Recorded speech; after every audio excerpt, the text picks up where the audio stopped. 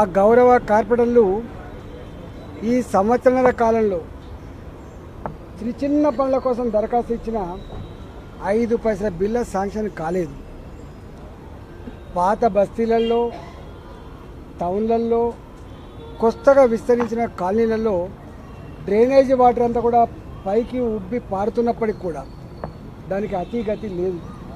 చివరికి ఎట్లాంటి పరిస్థితి వచ్చిందంటే మీరే పైపులు తెచ్చుకోండి, మీరే బాగు చేసుకోండి, లేదా కాంట్రిబ్యూషన్ కడితే తప్ప కాని పరిస్థితి అని చెప్తా ఉన్నారు.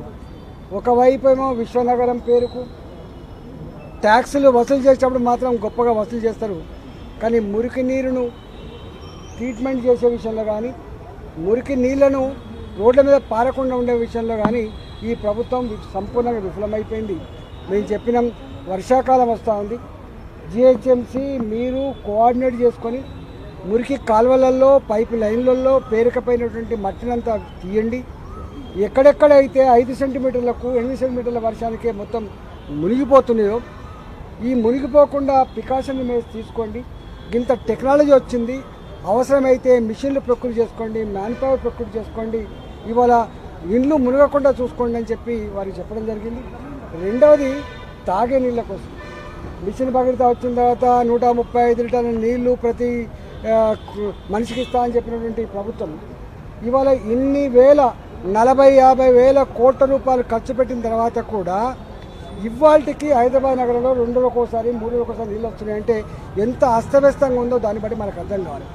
కొత్తగా విస్తరించే కాలనీలకు, కొత్తగా కట్టుకున్న అపార్ట్మెంట్లకు నీళ్ళ కనెక్షన్ ఇవ్వడానికి మా దగ్గర కెపాసిటీ లేదని, ఫండ్స్ లేవని, నీళ్ళు లేవని చెప్పే పరిస్థితి ఉన్నది.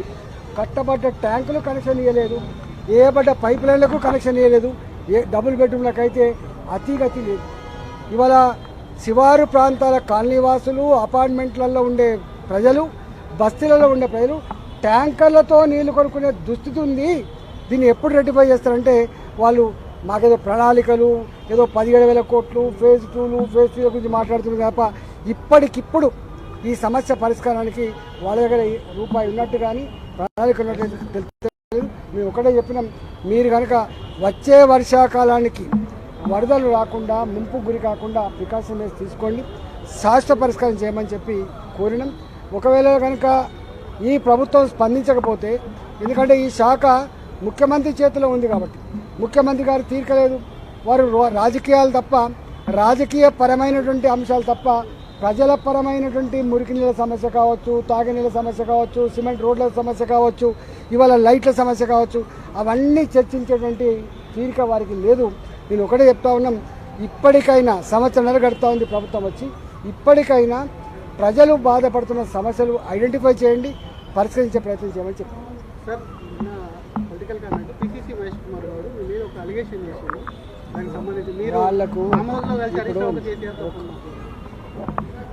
గట్లాంటి బాధ్యత లేని, అవగాహన లేని వ్యక్తులు మాట్లాడితే స్పందించేంత చిన్నగా లేము మేము.